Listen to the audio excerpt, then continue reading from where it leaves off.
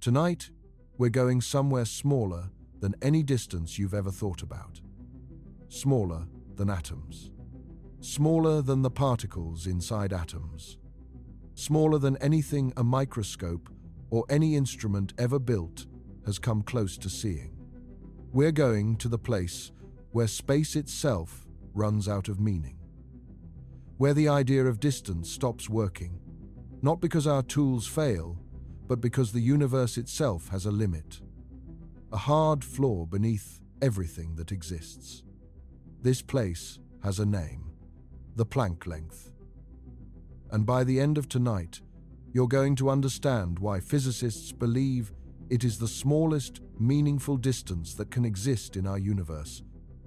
Why our best theories completely break down at that scale, and what that tells us about the true nature of space and time. Before we begin, if you enjoy these topics as much as we do, make sure to like the video or subscribe. It's a simple action, but it helps this channel reach more curious minds like yours. Now, let's begin. Everything you can see right now is made of something smaller. The chair you're sitting on is made of molecules. Those molecules are made of atoms. The atoms are made of nuclei, surrounded by electrons. The nuclei are made of protons and neutrons. The protons and neutrons are made of quarks. And the quarks, as far as we can currently tell, are fundamental particles with no internal structure. No known smaller components. No subquarks. No deeper level that any experiment has yet managed to reach. But here is the question that keeps theoretical physicists awake at night. Is that actually the end? Or does it keep going? And if it keeps going, does it go on forever? Or does it eventually hit a wall? For most of the history of science, these questions were purely philosophical. You could ask them, but you had no physical way to approach an answer. The tools of physics simply weren't sharp enough. Then, in 1900, a German physicist named Max Planck published a paper that would quietly become one of the most important in the history of science. Not because of what he discovered about the specific problem he was solving, because of what he noticed, almost incidentally, about the numbers buried inside the solution. Planck was working on the problem of black body radiation. This is the light emitted by any object based purely on its temperature, regardless of what it's made of. A hot piece of iron glows red. Hotter still, it glows orange, then yellow, then white. The exact spectrum of light that an object emits depends only on its temperature, not its material, not its surface, not its history, just its temperature. This was a well-established experimental fact by the late 19th century, but classical physics couldn't explain it. The equations of 19th century physics predicted that hot objects should emit infinite energy at short wavelengths.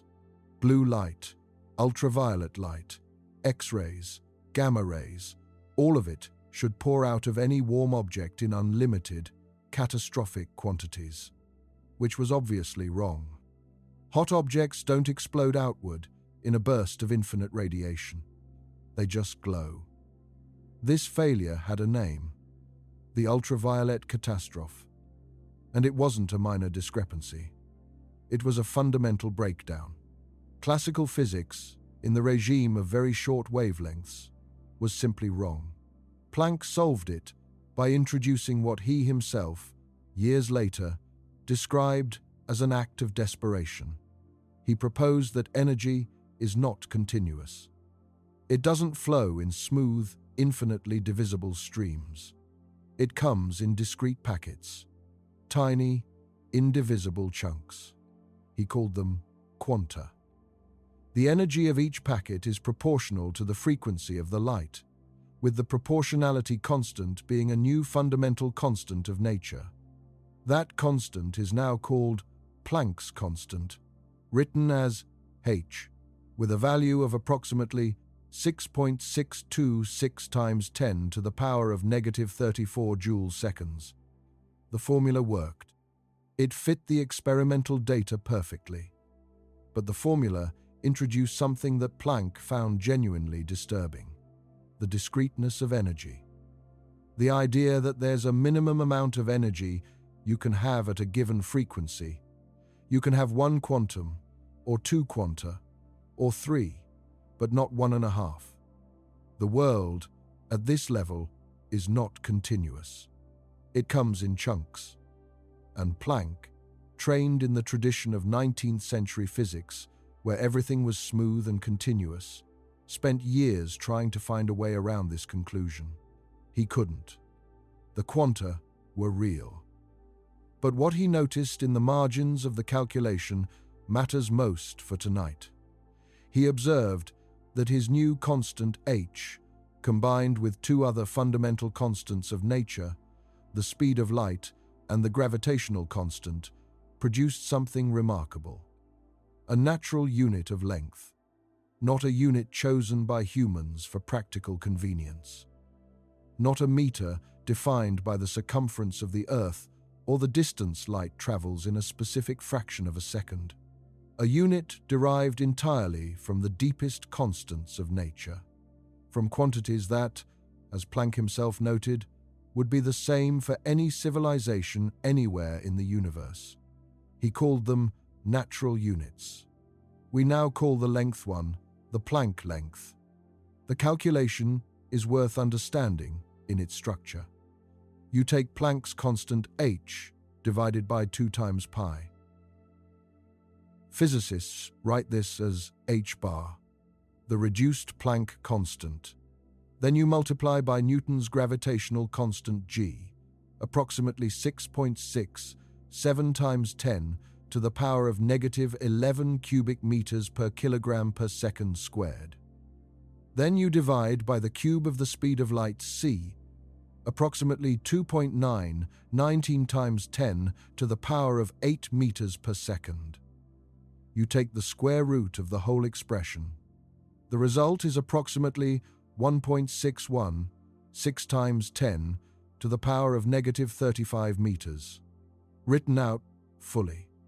That's a decimal point, followed by 34 zeros, then the digits 16.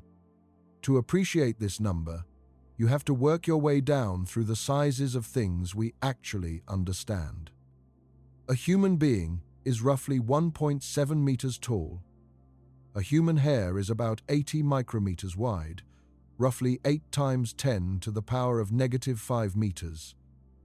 A typical bacterium is about 1 micrometer across, 10 to the power of negative 6 meters. A virus is smaller still, perhaps 100 nanometers, 10 to the power of negative 7 meters. A water molecule is about 2.8 times 10 to the power of negative 10 meters. A hydrogen atom is about 53 picometers, roughly 5 times 10 to the power of negative 11 meters. The nucleus of a hydrogen atom, a single proton, is about 85 times 10 to the power of negative 18 meters across, and the Planck length is roughly 10 to the power of 20 times smaller than that proton. A single proton, relative to the Planck length, is roughly the same scale as the entire observable universe is relative to a proton. The proton sits almost exactly at the geometric midpoint between the observable universe and the Planck length. We live, as a species, at a scale very close to the center of the knowable range. That's not a coincidence in any deep sense. It's just how the numbers happen to work out. But it does put our position in the cosmos in a new kind of perspective. The Planck length is not just small. It's small in a way that stretches the imagination past its breaking point. And what makes it fundamental isn't the size. What makes it fundamental is what it represents. To understand that fully, you need to understand what these 3 constants actually are. not just their numerical values, their physical meaning. The speed of light is the most universal constant in physics. It's not just the speed at which light travels. It's the maximum speed at which any physical influence can propagate through the universe. Nothing with mass can reach it. Massless particles travel at exactly this speed. Information cannot be transmitted faster. The speed of light is built into the geometry of space-time itself. In special relativity, space and time are not separate, independent dimensions. They're aspects of a single, unified entity. And the speed of light is the conversion factor between the space dimension and the time dimensions. 1 second of time is equivalent, in the language of special relativity, to approximately 300 million kilometers of space. This equivalence is why the speed of light appears everywhere. In electromagnetism, connecting electric and magnetic fields, in the mass-energy equivalence of special relativity. In quantum field theory, connecting the frequency of a quantum field to the energy of the particles it describes. In general relativity, determining how quickly gravitational influences propagate. It's not a property of light in particular. It's a property of space-time. Light just happens to travel at that speed because light is mediated by the electromagnetic field, which is massless, and all massless fields propagate at the speed of light. The gravitational constant g is different in character. Where the speed of light sets the geometry of space-time, g sets how strongly that geometry responds to matter and energy. A massive object curves the space-time around it. How much it curves depends on g. In a universe with a larger g, gravity would be stronger. Stars would form more easily, burn faster, collapse sooner. Planets would need to orbit closer to their stars to maintain stable orbits. The structure of the universe, from the formation of the first stars to the evolution of galaxies, would be profoundly different. The particular value of g in our universe, approximately 6.67 times 10 to the power of -11 in SI units, is what produces the universe we observe, including the conditions that allowed life to arise here. Planck's constant h is the constant of the quantum world. Its value sets the scale at which quantum effects become important. For a swinging pendulum or a baseball or a planet, quantum effects are utterly negligible. The uncertainties introduced by quantum mechanics are so many orders of magnitude smaller than any practical measurement that they don't matter. But for an electron in an atom, or a photon of light, or the vibration of a molecular bond, quantum effects are everything. They determine the energy levels of atoms, the wavelengths of light that atoms emit and absorb, the stability of chemical bonds, the electrical properties of materials. Without Planck's constant, atoms would collapse. Electrons would spiral inward and fall into the nucleus in a nanosecond. Matter, as we know it, wouldn't be stable. Planck's constant is what holds the quantum world together. Now, combine all three. The speed of light, which governs the geometry of space-time. The gravitational constant, which governs how strongly that geometry responds to matter. And Planck's constant, which governs the scale at which quantum effects dominate. The combination produces a length at which all three of these fundamental frameworks, the geometry of space-time, the curvature caused by energy, and the discreteness of quantum mechanics, all become equally important simultaneously. At scales much larger than the Planck length, you can use general relativity for gravity and quantum field theory for everything else, and they don't get in each other's way. The domains are separate, but at the Planck scale, those domains overlap completely. Quantum fluctuations become energetic enough to curve space-time significantly. Gravity becomes important even for individual quantum particles. The two frameworks can no longer be kept separate. They must be unified. And that unification is precisely what we don't know how to do. The 20th century produced two transcendent physical theories: general relativity and quantum mechanics. Together, they describe essentially everything in the physical universe. Between them, covering 60 orders of magnitude of physical scale, and they are fundamentally incompatible with each other at the level of their basic assumptions. General relativity was completed by Albert Einstein in November of 1915, after approximately 10 years of sustained intellectual effort that he later described as the most strenuous work of his life.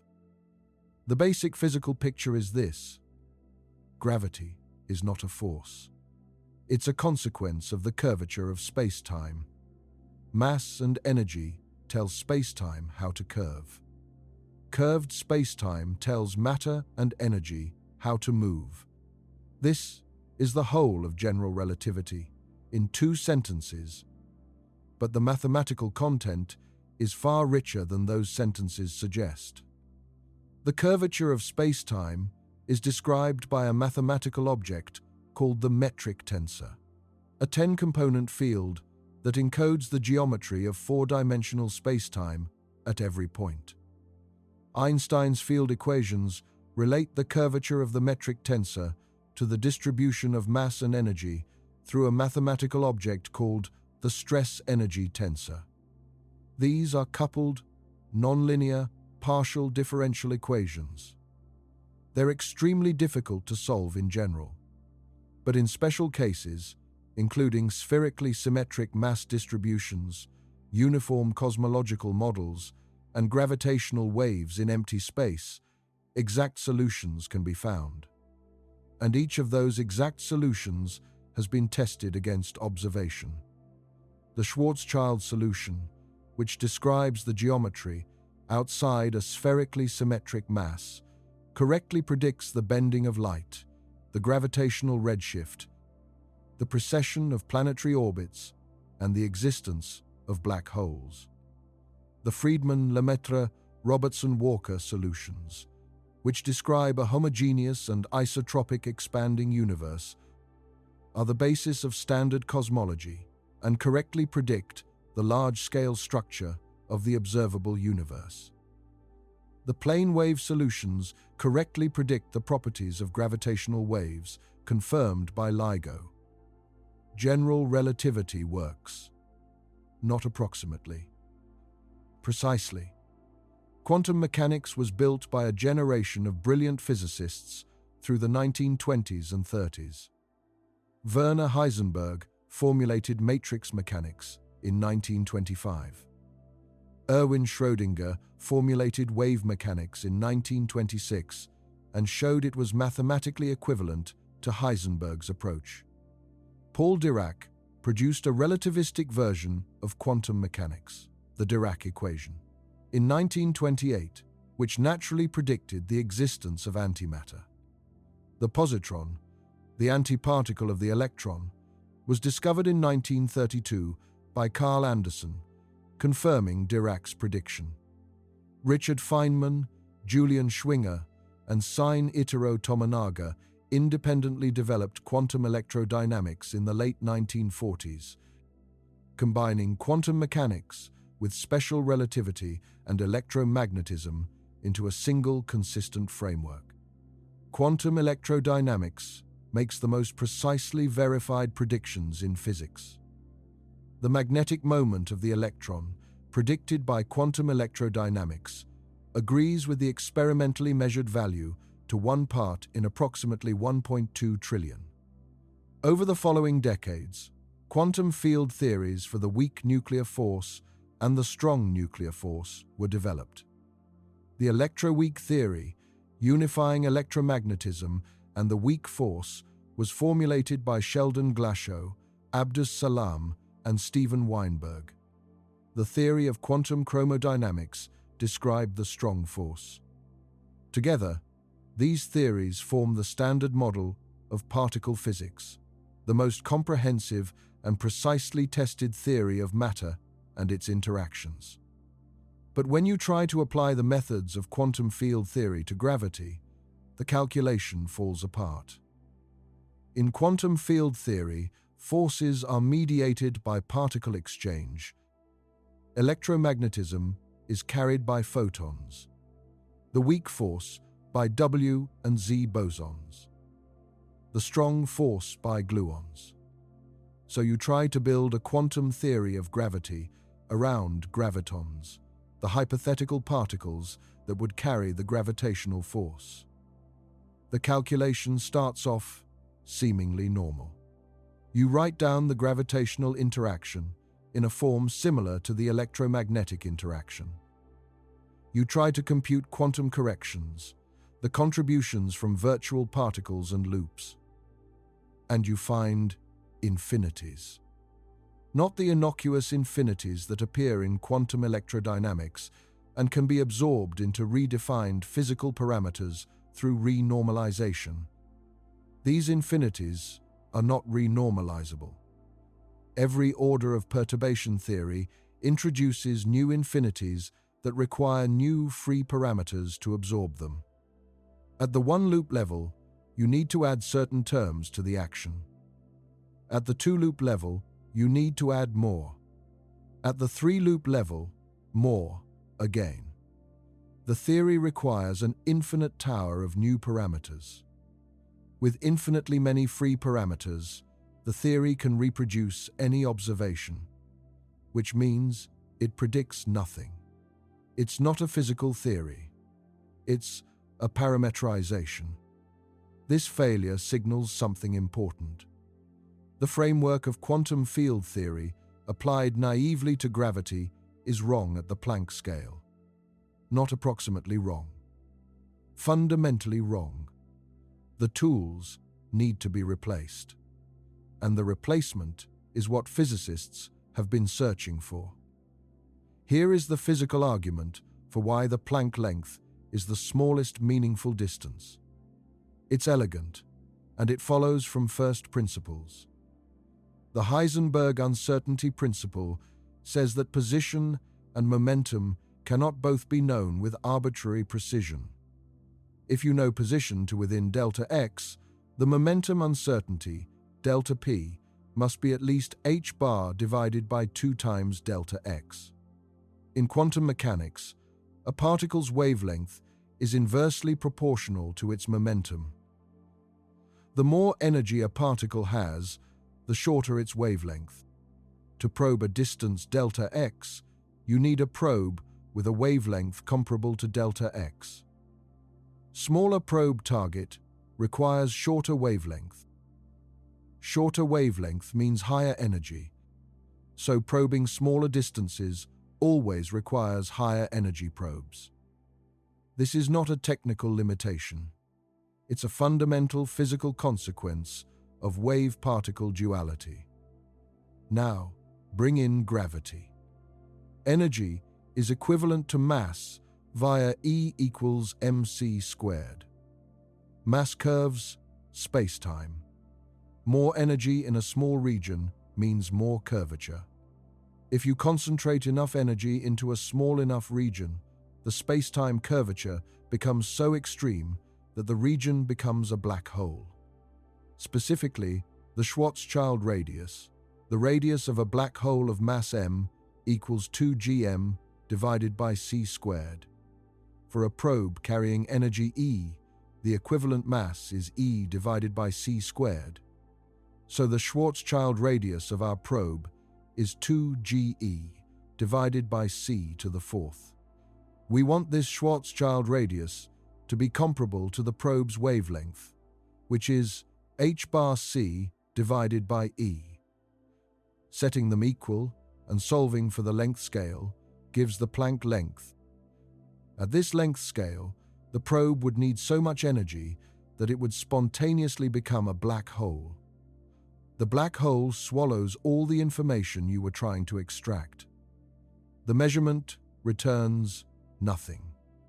Any attempt to probe distances smaller than the Planck length necessarily creates conditions that prevent the measurement from returning useful information. The concept of distance at sub-Planck scales is not just unmeasurable. It may not exist in any physical sense. This brings us to quantum foam. John Wheeler coined this term in the 1950s to describe his intuition about what space-time looks like at the Planck scale. Wheeler was one of the central figures of mid-20th century physics. He worked with Niels Bohr on nuclear fission before the Second World War. He taught at Princeton for decades and supervised an extraordinary number of important physicists. He coined not just the term black hole, but also terms like wormhole and it from bit, the latter expressing his belief that physical reality is fundamentally informational. In 1955, Wheeler wrote a paper in which he argued that the vacuum of space, far from being empty and featureless, must be in a state of violent quantum fluctuation at the Planck scale. The argument came from combining general relativity and the Heisenberg uncertainty principle. In ordinary quantum field theory, the electromagnetic field fluctuates. Virtual photons appear and disappear constantly. These fluctuations are real and have measurable consequences, like the Casimir effect, where two uncharged metal plates, placed very close together, are pushed toward each other by the vacuum fluctuations of the electromagnetic field between them. This effect has been measured experimentally to high precision. The gravitational field should fluctuate too. And fluctuations in the gravitational field are fluctuations in the geometry of spacetime. In a region of size delta x, the uncertainty in energy is approximately h bar c divided by delta x. This uncertain energy curves spacetime. The uncertainty in the curvature of spacetime over a region of size delta x is approximately the Planck length squared divided by delta x squared. When delta x is much larger than the Planck length, this curvature uncertainty is tiny. Spacetime looks smooth. When delta x approaches the Planck length, the curvature uncertainty becomes of order 1. The geometry fluctuates wildly. The very topology of space, not just its curvature but its connectivity, may be uncertain. Tiny wormholes might flash into existence and dissolve. The geometry might split into separate regions and reconnect. What Wheeler called quantum foam. Not a metaphor. A prediction from combining the uncertainty principle with the curvature of spacetime. At the Planck scale, smooth geometry is replaced by a quantum superposition of wildly different geometries, all coexisting until something interacts with that region and collapses the superposition. The smooth spacetime of everyday experience is a large-scale average, an emergent calm over an underlying storm. Loop quantum gravity is the most developed attempt to directly quantize spacetime. It was developed starting in the mid-1980s by Abhay Ashtekar and then extended by Lee Smolin and Carlo Rovelli and many others. The starting point is a reformulation of general relativity. Rather than working with the metric tensor as the fundamental variable, Ashtekar reformulated general relativity using connection variables. In this formulation, the theory looks much more similar to the other gauge field theories, like electrodynamics and the theory of the strong force. And gauge theories are things we know, in principle, how to quantize. When Smolin and Rovelli applied the quantization procedure to Ashtakar's reformulation, they found something remarkable. The quantum states of spatial geometry are not described by a smooth manifold at all. They're described by spin networks. A spin network is a graph, a collection of nodes connected by edges. The nodes represent quantized chunks of volume. Each node carries a label, a quantum number, that determines how much volume it represents. The edges represent quantized areas connecting the chunks of volume. Each edge carries a quantum number that determines how much area it represents. The area carried by an edge is given by a formula proportional to the Planck length squared, scaled by a quantum number on that edge and by a free constant in the theory called the Barbero-Emirzi parameter. The exact value depends on this free parameter, but the scale is set by the Planck area. Roughly 1 Planck length squared. There is no area smaller than this.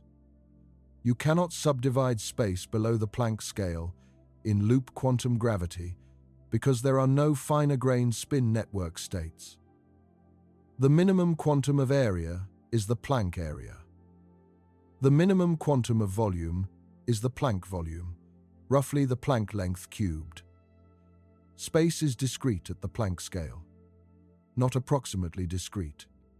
Not discrete in the sense that we can't measure anything smaller. Discrete in the sense that there is nothing smaller. The spin network is the actual quantum state of space. Below its scale, there is no space. When you zoom in on a region of space in loop quantum gravity, you eventually reach a scale where you can count the nodes. 1, 2, 3. You can count the edges connecting them. The geometry is finite and discrete, not a smooth manifold. A graph. This is a profound conceptual departure from both general relativity and ordinary quantum field theory. Space is not the arena in which physics happens. Space is itself a physical system, subject to quantum mechanics, in a superposition of states, with discrete excitations. Just like the electromagnetic field is not just a background for electrons to move in, but is itself a quantum field with its own excitations, which we call photons. The gravitational field is not just a background for other fields to live in. It's a quantum field with its own excitations.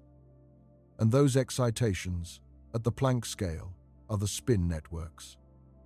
The smooth space of everyday experience is not the fundamental reality. It's what you see when you zoom out far enough that the discrete spin network looks continuous, like how a pixelated image looks smooth when you stand far enough back. The pixels are real. The smoothness is an illusion of scale.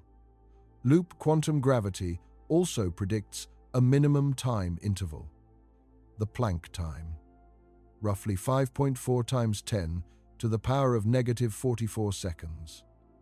The universe doesn't evolve continuously in time. It evolves in discrete steps, each step lasting 1 Planck time. Between the steps, time doesn't pass. There is no in-between. There is the state at one step and the state at the next. The smooth flow of time that we experience is an emergent phenomenon, an average over enormous numbers of Planck time steps, like how the continuous motion of a film emerges from individual frames played rapidly enough. But the frames are real. The continuity is a perceptual illusion. At the Planck scale, the film stops. There are only frames. String theory approaches quantum gravity from a completely different direction. Where loop quantum gravity starts with the geometry of space and quantizes it, String theory starts with the matter content of the universe and asks what the minimum size objects look like.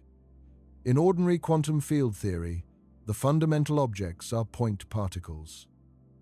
Electrons have no size. Quarks have no size.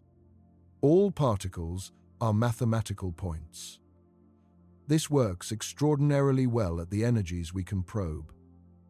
But point particles cause problems. When two point particles interact, they can be at the same point simultaneously. And the energy associated with a point interaction is infinite. You need renormalization to handle these infinities. For electromagnetism, the weak force and the strong force, renormalization works. For gravity, it doesn't. The infinities generated by point-particle graviton interactions are non-renormalizable. They can't be absorbed into a finite number of redefined parameters. String theory proposes a minimal fix. What if particles aren't points? What if they're tiny, one-dimensional objects? Strings, with a characteristic length, the string length, which is near the Planck scale. Two strings don't interact at a single point. They interact over a finite region because they have finite size. The interaction is spread out. And a spread out interaction doesn't produce the same infinities as a point interaction. In string theory, the graviton is a particular vibrational mode of a closed string, a loop, vibrating in the mode with spin 2. When you compute the interactions between gravitons in string theory, you find that the theory is finite. No non-renormalizable infinities. The ultraviolet catastrophe of quantum gravity doesn't happen. Because the strings are spread out, the problematic short-distance behavior that produces infinities in point-particle theories is smoothed out. String theory works in 10 space-time dimensions, 9 of space and 1 of time. The extra 6 spatial dimensions are compactified, curled up into very small sizes near the Planck scale, so that they're invisible at the energies we can probe. T-duality, which we mentioned earlier, is one of the most striking features of string theory. In a space-time where one spatial dimension is curled into a circle of radius r, string theory on that space-time is completely equivalent to string theory on a space-time where that dimension has radius equal to the square of the string length divided by r. If the string length is near the Planck length, then a circle of radius 100 Planck lengths is equivalent to a circle of radius 100th of a Planck length. The two are physically identical. You cannot distinguish between them by any string theory observable. This means that in string theory, the concept of smaller than the string scale is not physically meaningful. There is no observable distinction between very small and very large. Once you're below the string scale, the usual notion of distance, of smaller and larger, breaks down. Not because of experimental limitations, because of T-duality. The string scale is where the concept of size changes its meaning. This is a genuinely different kind of breakdown than what happens in loop quantum gravity. In loop quantum gravity, space is discrete below the Planck scale. In string theory, space is still continuous, but the duality makes small and large equivalent. Two different mathematical pictures, both pointing to the same physical conclusion. Something fundamentally different happens at the Planck scale. The usual rules about distance stop working. There's another quantity worth dwelling on. The Planck temperature. Just as the Planck length is the smallest meaningful distance, the Planck temperature is the highest meaningful temperature. It's approximately 1.4 times 10 to the power of 32 Kelvin. At that temperature, the thermal energy of a typical particle is equal to the Planck energy. The conditions become so extreme that quantum gravitational effects dominate. Space-time itself is subject to such violent quantum fluctuations that our usual descriptions of temperature and thermal equilibrium cease to apply. For context, the surface of the Sun is about 5,800 Kelvin. The center of the Sun is about 15 million Kelvin. A stellar mass black hole's Hawking temperature is somewhere around 60 nanokelvin. The hottest temperatures achieved in particle accelerators are in the range of several trillion Kelvin. In the quark-gluon plasma, created in heavy ion collisions at facilities like CERN and Brookhaven. Temperatures in the very early universe, during the quark-hadron transition, were around 2 trillion Kelvin. The Planck temperature is 10 to the power of 20 times higher than those accelerator temperatures.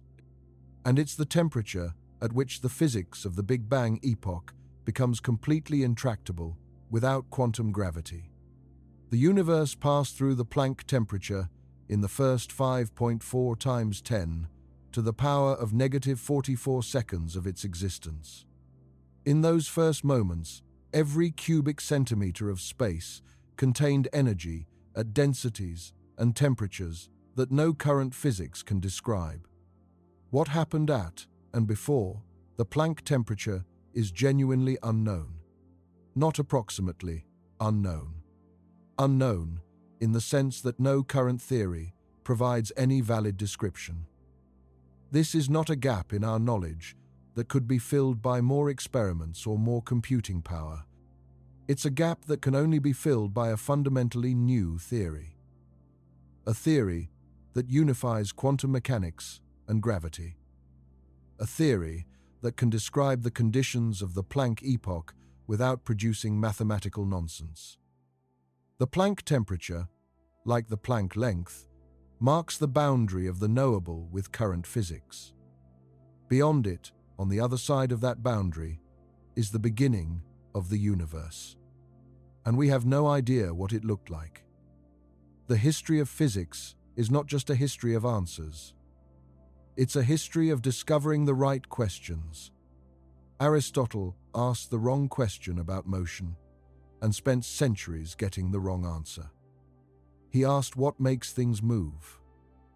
His answer was that objects seek their natural place. Heavy things fall because they seek the earth. Light things rise because they seek the heavens. This was the wrong framework. The right question was not what makes things move, but what makes things change their motion. That shift in the question, from motion to change of motion, was what Newton needed to formulate his laws. And once the question was framed correctly, the answer followed relatively quickly. The history of the atom followed a similar pattern. For most of scientific history, people asked what matter is made of. The answer kept getting reframed. Molecules, atoms, electrons and nuclei, protons and neutrons, quarks. Each time, the answer seemed like the end. A new question emerged. What are those made of? The question of what lies below the quark, below the electron, at the Planck scale, is the current frontier of that particular thread. And the answer may require changing the question again. Not just asking what the smallest particle is, but questioning whether the concept of particle is the right way to think about it at all. String theory replaces particles with strings. Loop quantum gravity questions whether space-time itself is fundamental. Other approaches question whether space and time are the right variables at all. Twistor theory, developed by Roger Penrose starting in the 1960s, reformulates physics in terms of different fundamental objects called twistors, which are more naturally adapted to the causal structure of space-time. In twistor theory, The points of spacetime are derived quantities. They're not fundamental. They emerge from more primitive objects. This kind of restructuring of what's fundamental is exactly what may be needed at the Planck scale. The universe, at the deepest level, may not be made of particles moving through space. It may be made of something else, something that produces the appearance of particles and space at larger scales. But that is different in character at the Planck scale. What that something else is, nobody currently knows. This is not a comfortable position for physics to be in. Physics has been extraordinarily successful for several centuries. It's built a framework that describes everything from subatomic particles to the large-scale structure of the cosmos. To admit that at the very foundation, at the very deepest level, we simply don't know what's going on, is humbling, but it's honest. And honesty about what we don't know is the starting point for finding out. There's a practical dimension to the Planck length that goes beyond pure theoretical interest. The Planck scale is where our current physical theories must be replaced by something better. And understanding that replacement is not just an abstract intellectual exercise. It has consequences. It could tell us why the fundamental constants have the values they do. It could explain the cosmological constant problem, why the vacuum energy is so much smaller than quantum field theory predicts. It could explain why there are 3 generations of quarks and leptons. It could reveal whether the constants of nature could have been different, whether other universes with different constants are possible, whether there's a landscape of possible universes, or whether our universe's parameters are uniquely determined by some deep principle. It could tell us about the ultimate fate of the universe. In the very far future, after all the stars have gone out and all the black holes have evaporated, what remains? The answer depends on the nature of space-time at the Planck scale. Whether space-time persists indefinitely or whether it eventually dissolves into something else. These questions sound philosophical, but they're deeply physical. They have definite answers determined by the laws of nature. We just don't know what those laws are at the relevant scales. A complete theory of quantum gravity would answer them. Or at least, it would tell us which questions are genuinely meaningful and which ones don't have answers because they're poorly posed. The Planck scale is not just a curiosity. It's the key that unlocks the deepest questions in all of physics. The questions about the nature of space and time, the origin of the universe, the ultimate structure of matter, the possibility of other realities. All of them converge at the Planck length. All of them will require understanding what happens there to fully answer. Consider what the Planck length tells us about the nature of mathematics and its relationship to physics. We live in a period when physics and mathematics have an extraordinarily intimate relationship. The development of quantum mechanics required inventing new mathematics, or rather, using mathematics that had been developed by pure mathematicians for purely abstract reasons, and finding that it described physical reality with astonishing precision. Matrices, first developed by Arthur Cayley in the 19th century, for purely algebraic reasons, turned out to be exactly the right mathematical language for quantum mechanics. Riemannian geometry, developed by Bernhard Riemann in the 1850s as a generalization of Euclidean geometry to curved spaces, turned out to be exactly the right mathematical language for general relativity. Fiber bundles, developed in the 1940s and 50s as an abstract tool in algebraic topology, turned out to be the right mathematical framework for gauge theories and the Standard Model. In each case, mathematicians had developed the tools before physicists needed them, not knowing they would be needed, not working toward physical applications, just following the logic of mathematics wherever it led. And physics followed behind, finding that the abstract mathematical structures were already waiting when they were needed. This is one of the great mysteries of the relationship between mathematics and physical reality. Why should the universe be described by abstract mathematical structures that humans invented for reasons having nothing to do with physics? Eugene Wigner called it the unreasonable effectiveness of mathematics. The question has never been fully answered, but it suggests that mathematics and physical reality are intimately connected at a level we don't fully understand. And the Planck scale is where that connection may be most fundamental. The Planck length is a pure mathematical quantity derived from the constants of nature. It's the answer to a mathematical question. At what scale do quantum mechanics, gravity, and the geometry of space-time all become simultaneously important? The mathematics says the Planck length, and the physics seems to agree. The Planck scale is where the mathematics of physics breaks down and must be replaced by new mathematics. Whatever that new mathematics turns out to be, it will describe the quantum nature of space-time. It will describe what space and time actually are at the deepest level. And it may reveal something about why mathematics and physics are connected in the way they are.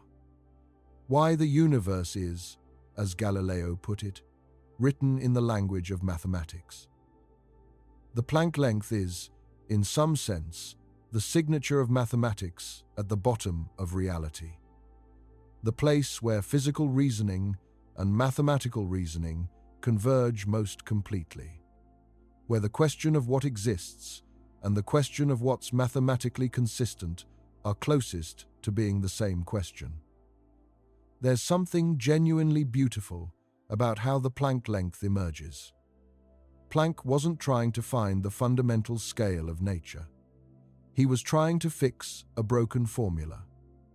A formula that classical physics gave him that was provably wrong in the ultraviolet regime. He introduced a mathematical device, the quantum of action, to patch the formula. And then he noticed something in the margins. His patching constant, combined with two other constants that weren't mysterious at all, but were just the constants of gravity and light, produced a length. A universal length. A length that no culture, no species, no civilization anywhere could avoid deriving if they got far enough in physics. Because the constants are fixed. They're fixed by the structure of the universe. Any civilization that discovers general relativity will know G. Any civilization that discovers the constancy of the speed of light will know C. Any civilization that discovers the quantum nature of energy will know H. Combine them, and you always get the same number. 1.6 times 10 to the power of negative 35 meters. There is no choice involved. No convention. No human fingerprints. The number is the universe talking. It's the universe naming its own fundamental scale, pointing at the place where the physics we've built needs to be replaced, where the questions get harder and the answers require frameworks that haven't been invented yet, where, in a very real sense, the universe stops making sense in the terms we currently use, and starts making sense in terms we haven't yet learned. Planck didn't know any of this when he wrote down his constant in 1900. He knew he'd solved a practical problem. He suspected he'd done something important. He couldn't have guessed that he was writing down a signpost to the frontier of human knowledge. a boundary marker at the edge of the knowable. The smallest length that can have meaning. The place where space itself stops making sense. The history of physics is not just a history of answers. It's a history of discovering the right questions. Aristotle asked the wrong question about motion and spent centuries getting wrong answers. He asked, what makes things move? His answer was that objects seek their natural place. Heavy things fall because they seek the earth. Light things rise because they seek the heavens. This was the wrong framework entirely. The right question was not what makes things move, but what makes things change their motion. That shift in the question, from motion to change of motion, was what Newton needed to formulate his laws. And once the question was framed correctly, the answer followed. The history of the atom followed a similar pattern. For most of scientific history, people asked what matter is made of. The answer kept getting reframed. Molecules, atoms, electrons and nuclei, protons and neutrons, quarks. Each time, the answer seemed like the end. A new question emerged. What are those made of? The question of what lies below the quark, below the electron, at the Planck scale, is the current frontier of that thread. And the answer may require changing the question again. Not just asking what the smallest particle is, but questioning whether the concept of particle is the right way to think about it at all. String theory replaces particles with extended objects. Loop quantum gravity questions whether space-time itself is fundamental. Other approaches question whether space and time are the right fundamental variables at all. Twistor theory, developed by Roger Penrose starting in the 1960s, reformulates physics in terms of different fundamental objects called twistors, which are naturally adapted to the causal structure of space-time. In twistor theory, the points of space-time are derived quantities. They're not fundamental. They emerge from more primitive objects. The individual points of space-time, the very fabric of space and time, arise from a more fundamental description. This kind of restructuring of what counts as fundamental is exactly what may be needed at the Planck scale. The universe at the deepest level may not be made of particles moving through space. It may be made of something else entirely. Something that produces the appearance of particles and space at larger scales. But that is different in character at the Planck scale. What that something else is, nobody currently knows. This is not a comfortable position for physics to be in. Physics has been extraordinarily successful for several centuries. It's built a framework that describes everything from subatomic particles to the large-scale structure of the cosmos. To admit that at the very foundation, at the very deepest level, we simply don't know what's going on is humbling. But it's honest. And honesty about what we don't know is the starting point for finding out. There's a recurring pattern in the history of physics that's worth recognizing. Each time we've encountered a fundamental breakdown of our theories, the resolution has required giving up something that seemed obviously, necessarily true. Something that felt so basic it couldn't be questioned. In the late 19th century, the equations of Maxwell's electromagnetism conflicted with Newtonian mechanics. They implied that the speed of light was the same for all observers, regardless of their own speed. That seemed impossible. Everyone knew that speeds added. If you're on a train moving at 100 kilometers per hour and you throw a ball forward at 50 kilometers per hour, The ball moves at 150 kilometers per hour relative to the ground. Obviously. Obviously, until Einstein pointed out that the obvious thing was wrong. At speeds approaching the speed of light, velocities don't simply add. And, more fundamentally, the reason they don't add is that time itself is not absolute. Different observers moving at different velocities experience time passing at different rates. The thing that had to be given up was absolute time. The Newton-Galilean idea that time passes at the same rate everywhere, for everyone, regardless of motion. This seemed so obviously true that it wasn't even a scientific claim. It was just assumed. When it was abandoned, the conflict between Maxwell and Newton was resolved. Special relativity made sense of both. Then came the conflict between classical mechanics and the stability of atoms. If electrons orbit nuclei, like planets orbit the sun, they should radiate energy continuously, spiral inward, and crash into the nucleus in a fraction of a nanosecond. Obviously, atoms are stable.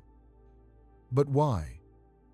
The resolution required giving up the idea that physical quantities can take any continuous value. Energy, angular momentum, the orbital states of electrons, all of them are quantized. They come in discrete units. The assumption that had to be abandoned was the continuity of physical quantities. Once quantum mechanics was accepted, atoms were stable. The photon frequencies emitted by hydrogen were predicted exactly. Chemistry made sense at a fundamental level for the first time. Each of these conceptual revolutions required physicists to hold something dear and then let it go. Absolute time, continuous energy, definite trajectories. Each one felt, at the time, like giving up something obvious. Something that surely must be true, but wasn't. Quantum gravity will almost certainly require another such revolution. Something we currently take for granted about the nature of reality will have to be abandoned. The smoothness of space, the continuity of time, the independence of space-time from quantum fields, the distinction between the observer and the observed at macroscopic scales. Something. We don't yet know what. But the history says, be prepared for it to be something obvious. Something so obvious that it's hard to even formulate the possibility of giving it up. The Planck length is the place where that giving up will be necessary, where the new framework must take over from the old, where the obvious thing turns out to be wrong again. The cosmological constant problem deserves more attention than it usually gets. It's not just a theoretical puzzle. It's the largest quantitative failure of physical prediction in the history of science. And it's almost certainly connected to what happens at the Planck scale. When quantum field theory is used to calculate the energy density of the vacuum, the result depends on where you set the upper limit of the calculation. The vacuum is filled with virtual particles, flickering in and out of existence. All types of particles contribute. Electrons and positrons, quarks and antiquarks, photons, W and Z bosons, Higgs bosons, and their contributions to the vacuum energy grow with energy. Higher energy virtual particles make larger contributions.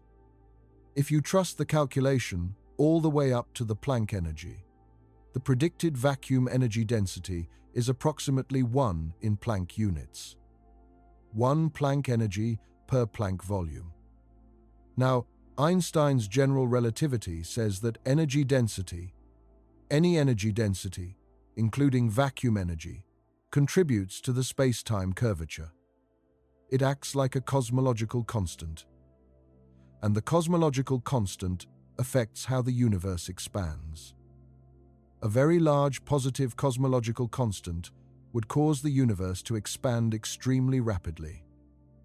So rapidly that matter couldn't clump together. Galaxies couldn't form. Stars couldn't form. Life couldn't arise.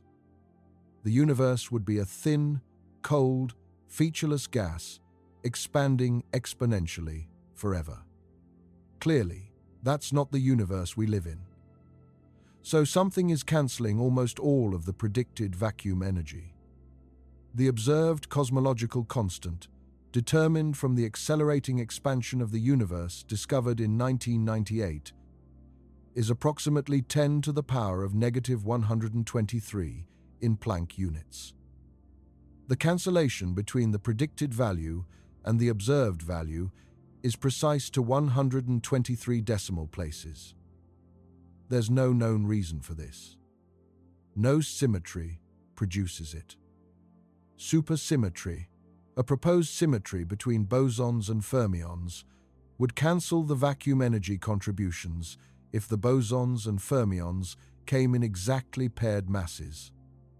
But supersymmetry must be broken because the standard model bosons and fermions have different masses.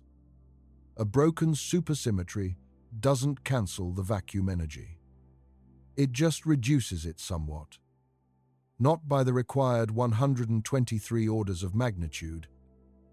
The cosmological constant problem is sometimes called the worst prediction in the history of physics. But that framing is slightly misleading. It's not really a prediction. It's a calculation that uses quantum field theory. In a regime where we don't actually know, the theory is valid. We're using quantum field theory up to the Planck scale. But we don't have a theory of what happens at the Planck scale. Our quantum field theories are effective field theories. They're valid below some cutoff energy. At the cutoff energy, new physics kicks in. New physics that we don't know yet. And that new physics might change the vacuum energy calculation entirely. The cosmological constant problem is, in this sense, a symptom of our ignorance of Planck scale physics. The answer almost certainly lives at the Planck scale. In whatever theory of quantum gravity eventually describes that regime. Which means that understanding the Planck scale isn't just a matter of theoretical curiosity. It's the key to explaining why the universe has the cosmological constant it does.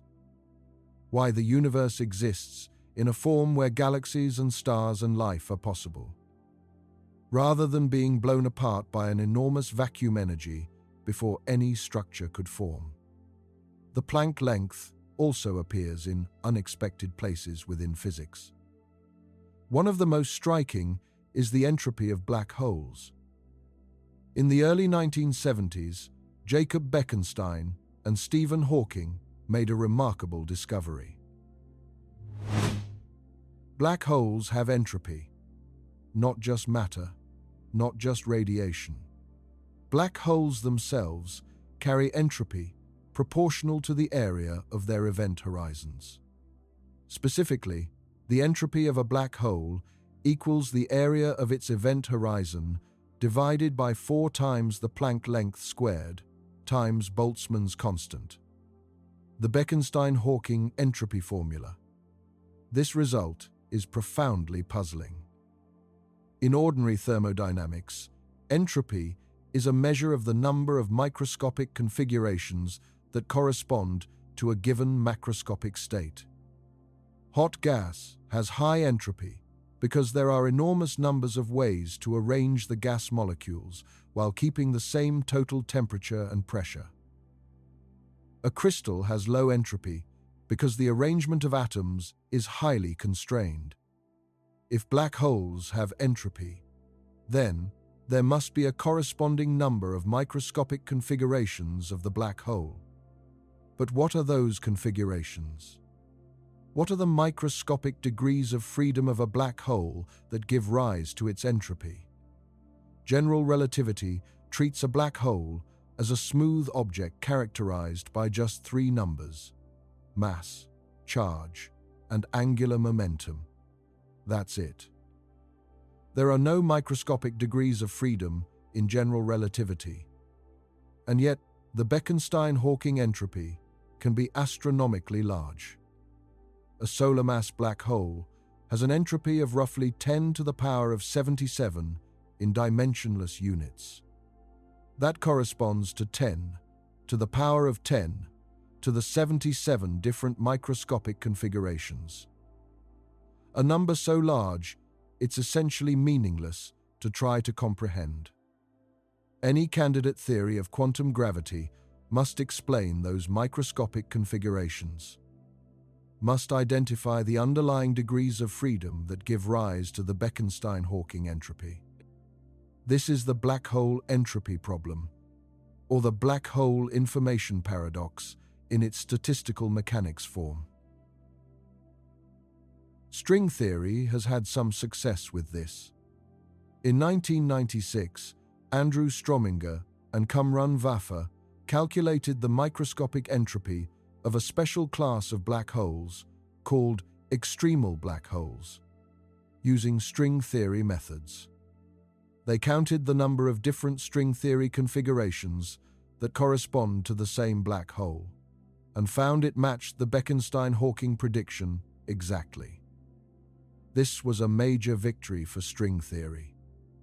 Not an experimental test, but a calculation of something that no other framework could calculate, giving the right answer. Loop quantum gravity has also addressed this. Carlo Rovelli and Kirill Krasnov computed the entropy of black holes in loop quantum gravity by counting the number of spin network states that correspond to a given black hole area. They also found agreement with the Bekenstein-Hawking formula up to the value of the Barbero-Emirzi parameter. Both approaches agree that the microscopic degrees of freedom of a black hole are associated with the Planck scale structure of the event horizon. Each Planck area of horizon surface carries one bit of information, roughly 1 unit of entropy.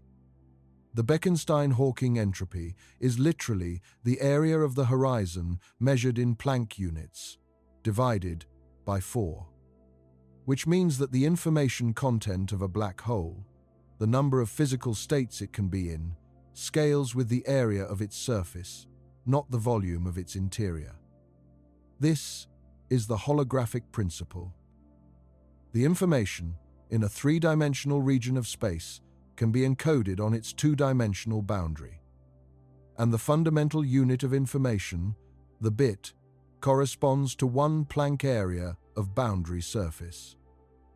The holographic principle, discovered by Gerard Hooft and Leonard Susskind in the early 1990s, suggests something profound. The three-dimensional volume of space that we experience may not be fundamental. The fundamental description of reality may be two-dimensional, a hologram. The three-dimensional world inside the hologram is in some sense an illusion, a projection of a more fundamental two-dimensional reality. In string theory, the ADS-CFT correspondence of Juan Maldacena provides a concrete realization of this. A gravitational theory in a certain kind of curved space-time is mathematically equivalent to a quantum field theory, without gravity on the boundary of that space-time. The boundary lives in one fewer dimension, and the boundary theory is the more fundamental description. All of this connects back to the Planck length. The fundamental unit of information, the fundamental unit of entropy, is one Planck area. The holographic principle, the deepest structure of black hole thermodynamics, all of it is written in units of the Planck length. The Planck length is not just the scale at which our theories break down. It's the fundamental unit of the deep information theoretic structure of spacetime. There's a question that naturally arises. Why these particular values for the fundamental constants? Why is Planck's constant 6.62 6 times 10 to the power of negative 34 joules seconds? Why is the gravitational constant 6.6 7 times 10 to the power of negative 11 cubic meters per kilogram per second squared? Why is the speed of light 2.998 times 10 to the power of 8 meters per second? These values seem arbitrary. They could, as far as we can tell, have been different. And if they had been different, the Planck length would be different. The fundamental scale of quantum gravity would be different. The properties of atoms, the strengths of chemical bonds, the mass of the electron, the stability of the proton, all of these depend on the values of the fundamental constants. Change the constants even slightly, and the universe would look very different. Change the fine structure constant, which determines the strength of electromagnetism, by a factor of a few, and atoms, as we know them, wouldn't be stable. Change the strong coupling constant by a fraction, and the proton would be unstable, or nuclear physics would be different enough that the periodic table of elements wouldn't form in the same way. Change the cosmological constant by even a small amount, and either the universe would have collapsed back on itself before galaxies could form, or expanded so rapidly that matter couldn't clump. This sensitivity of the universe's structure to the values of the fundamental constants is called the fine-tuning problem. Or, in its most anthropic formulation, the question of why the constants are compatible with life. The various approaches to quantum gravity have different things to say about this. String theory, with its landscape of 10 to the power of 500 possible vacuum states, suggests that there may be a vast ensemble of universes with different values of the constants. We find ourselves in one where the constants are compatible with our existence, not because those values were chosen, but because only in such universes could observers arise to notice. This anthropic reasoning is controversial among physicists. Some find it compelling. Others find it untestable and therefore unscientific. The debate is ongoing. Loop, quantum gravity, and most other approaches don't naturally produce a multiverse of this kind. They typically treat the constants as inputs to be determined by experiment, not by anthropic selection. But some physicists hope that a complete theory of quantum gravity might actually predict the values of the fundamental constants. That there might be only one mathematically consistent theory of everything, and that theory might fix the constants uniquely. If that were true, the apparent fine-tuning would turn out not to be fine-tuning at all. The constants wouldn't have been chosen. They would be the only possible values. The universe would be the only possible universe. This is an ambitious hope, and there's no current evidence that any candidate theory of quantum gravity is unique in this way. But it's a coherent, scientific aspiration. And understanding the Planck scale, where the constants combine to produce the fundamental unit of length, is central to this aspiration. The Planck length is the fingerprint of the fundamental constants. Understanding it deeply means understanding why those constants have the values they do, which is one of the deepest questions in science. Something worth dwelling on is how accessible the Planck length actually is, in the right sense. You cannot touch it. You cannot see it. You cannot build an instrument that probes it. But you can derive it. With a few constants written on a piece of paper and a calculation that takes about a minute, you can write down the fundamental scale of quantum gravity. the smallest, meaningful distance in the universe. The Planck length. This is one of the remarkable things about physics. The most inaccessible scales in nature can be derived from the most accessible measurements. Planck's constant was measured in laboratory experiments, most famously, the photoelectric effect studied by Einstein in 1905. The gravitational constant was measured by Henry Cavendish in 1798, using a torsion balance, 2 small masses and 2 large masses, and the tiny gravitational attraction between them. The speed of light was measured by Ole Romer in 1676 by timing the eclipses of Jupiter's moon Io and noting that they arrived early or late depending on the position of Earth in its proof. Orbit. The fundamental measurements were made with everyday laboratory equipment: pendulums, lenses, wires, weights. And from those measurements, you can derive the smallest possible length. The scale of quantum gravity. The frontier of physics.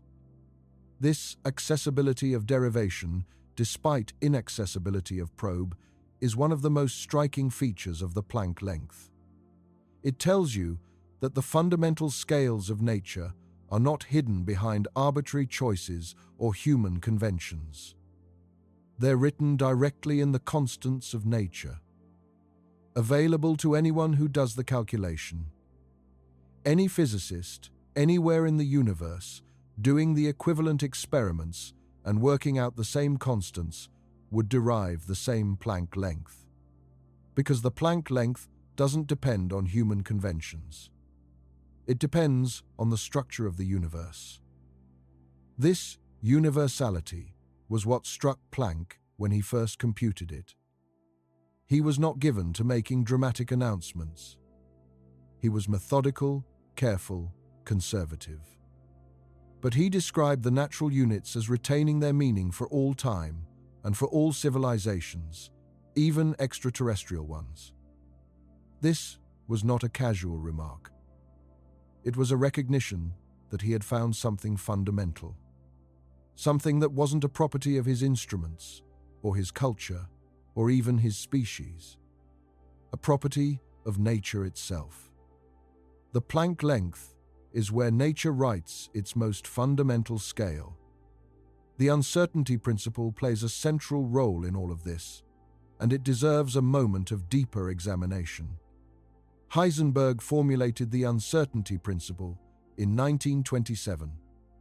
The famous position-momentum form says that the product of the uncertainty in position and the uncertainty in momentum must be at least h bar divided by 2.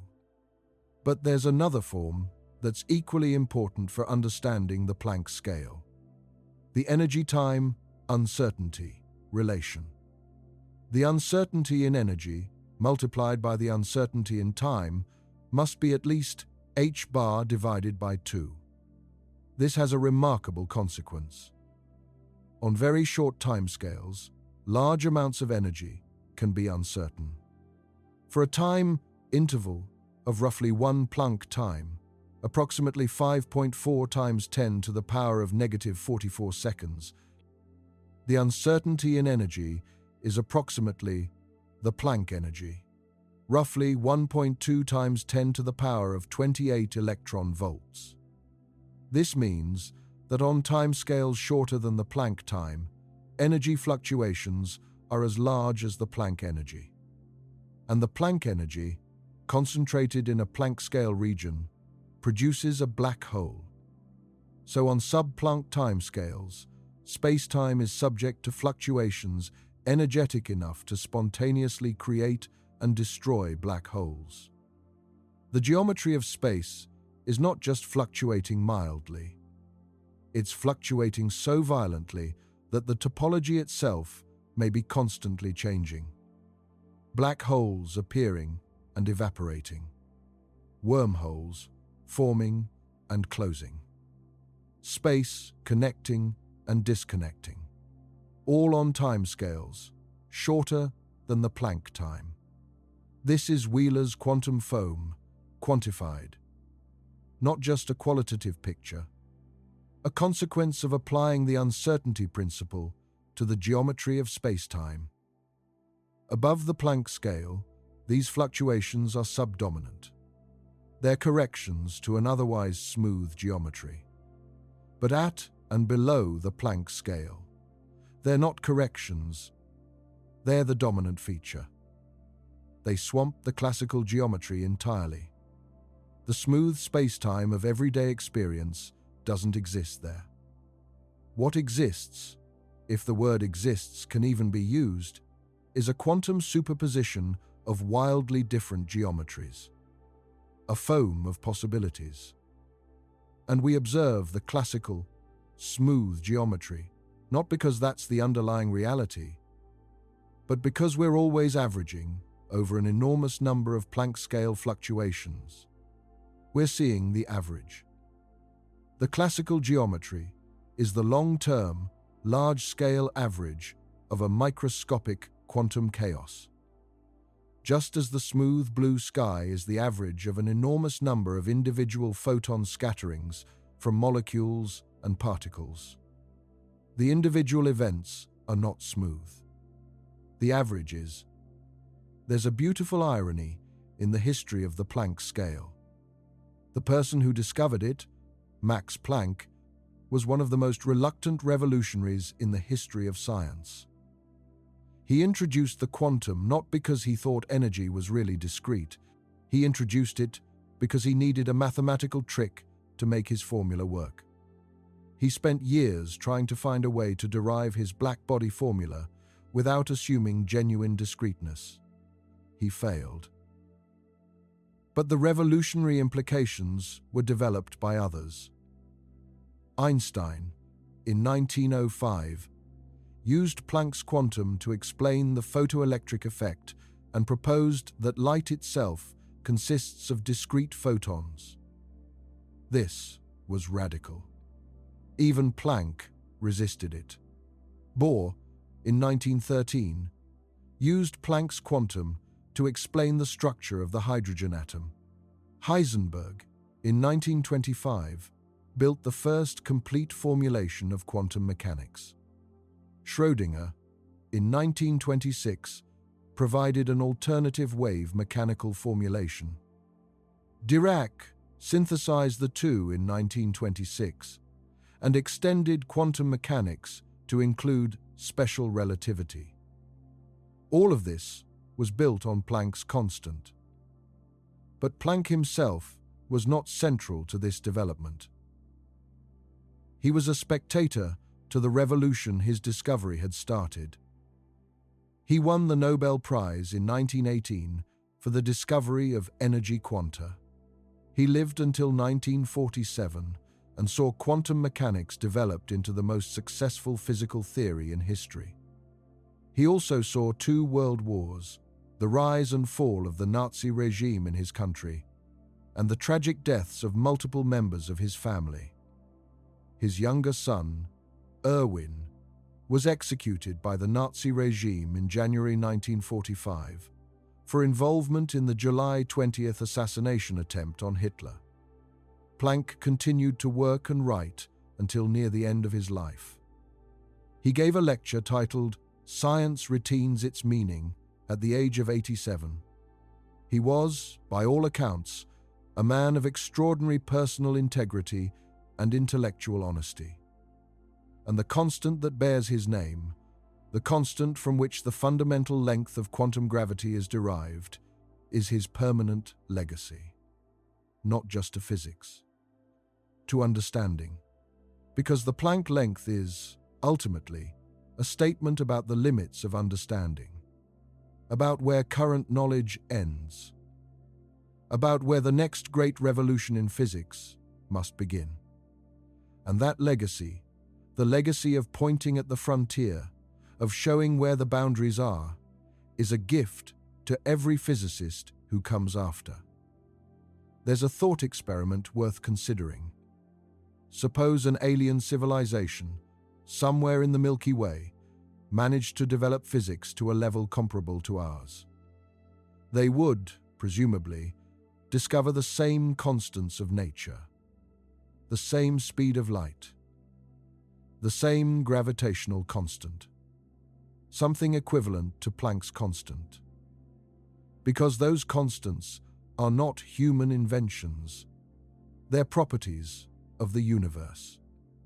And they would, presumably, combine those constants and derive the same Planck length, the same fundamental scale, the same boundary between the describable and the indescribable. They would face the same problem we face, a classical theory of gravity that works beautifully at large scales, a quantum theory of matter that works beautifully at small scales, and a catastrophic incompatibility between the two at the Planck scale. They would be working on the same problem we're working on, quantum gravity. Maybe they've solved it. Maybe they haven't. Maybe the problem is hard enough that no civilization has solved it yet. Maybe the problem has a solution that requires mathematics far beyond what any civilization at our level of development can access. We don't know. But the Planck length would be the same, written in the same fundamental constants, pointing to the same frontier. Any sufficiently advanced physics, anywhere in the universe, encounters the Planck length. It's the most universal number in science. Not a human number, a universe number. And it's a number that says, here, at this scale, you will find something you don't yet understand. Here is where the next chapter begins. Whatever the next chapter contains, it will be written in language we don't yet have, describing structures we haven't yet conceived, using mathematics that doesn't yet exist. And when it does exist, when some future physicist or team of physicists or artificially intelligent system or alien civilization cracks the problem, the Planck length will still be there. Not as a mystery anymore, but as a boundary that was crossed. The way the speed of sound was a boundary that seemed impenetrable and then wasn't. The way the energy of chemical bonds seemed impenetrable until nuclear physics revealed the energy inside the nucleus. The way the ultraviolet catastrophe seemed like the end of classical physics and turned out to be the beginning of the quantum era. Every apparent wall turns out, eventually, to be a doorway. The Planck length is the next doorway, and we're standing in front of it, knocking, not yet sure what's on the other side. There's a corner of the story that rarely gets told in the popular accounts. The history of how we learned that matter had a minimum structure. Not just the Planck length, but every step on the way there. Because understanding where we're going requires understanding how many times we thought we'd already arrived. For most of human history, the question of whether matter could be divided indefinitely was a philosophical argument, not a scientific one. Democritus and Leucippus, Greek philosophers in the 5th century BCE, proposed that matter consisted of fundamental, indivisible units they called atomos. Their argument was elegant in its simplicity. If you keep dividing matter, eventually you must reach something you cannot divide further. Otherwise, division goes on forever, and the structure of matter would be infinitely complex all the way down. Democritus concluded that there had to be a bottom, a smallest thing. His contemporaries largely dismissed this view. Aristotle, who had more influence on subsequent scientific thinking than almost anyone else in history, believed matter was continuous, infinitely divisible. No bottom. Aristotle won. For nearly 2,000 years, atomism was a minority view held by philosophers outside the mainstream. The idea of atoms didn't make serious scientific progress until John Dalton, an English chemist working in the early 19th century, began to notice patterns in how chemical elements combine. When hydrogen and oxygen combine to form water, they always do so in the same proportion by mass. 8 grams of oxygen for every 1 gram of hydrogen. When carbon and oxygen combine to form carbon dioxide, the ratio is again fixed. 12 grams of carbon for every 32 grams of oxygen. These fixed ratios made sense only if matter consisted of discrete particles combining in definite proportions. 1 atom of oxygen for every 2 atoms of hydrogen. 1 atom of carbon for every 2 atoms of oxygen. Dalton published his atomic theory in 1803. He could not see atoms directly. No one could. But the patterns in chemistry demanded their existence. This is one of the oldest patterns in physics. You infer the existence of something you cannot directly see from the behavior of things you can. The same logic that led Dalton to atoms from chemical proportions would later lead physicists to quarks from the patterns of particle collisions. And the same logic leads theoretical physicists today to suspect that there is a minimum scale of space-time from the mathematical patterns in the equations of quantum gravity. You don't need to see the thing directly. You need the thing to be the only explanation for what you can see. Dalton's atomic theory was vindicated repeatedly over the 19th century. The development of the kinetic theory of gases, which explained the pressure and temperature of gases as the result of enormous numbers of atoms in constant motion, put atoms on firmer mathematical footing. James Clerk Maxwell and Ludwig Boltzmann worked out the statistical mechanics of gases using atoms as the fundamental units. Their equations predicted the specific heat capacities of gases, the diffusion rates of different substances, and the viscosity of fluids, all from the assumption that matter consisted of discrete particles. But well into the late 19th century, many physicists still resisted the atomic hypothesis. Ernst Mach, one of the most influential physicists and philosophers of science of the era, rejected atoms on positivist grounds. You cannot directly observe them, he argued. Therefore, you should not include them in your physical theories. Mach's position was coherent, but ultimately wrong. The turning point came from an unexpected direction. In 1905, Einstein published 5 remarkable papers. 3 of them were individually worth a Nobel Prize. One described the photoelectric effect and introduced the idea that light came in discrete packets, the photons. One was the special theory of relativity. But the third, often overlooked in the hagiography of that year, explained the phenomenon of Brownian motion.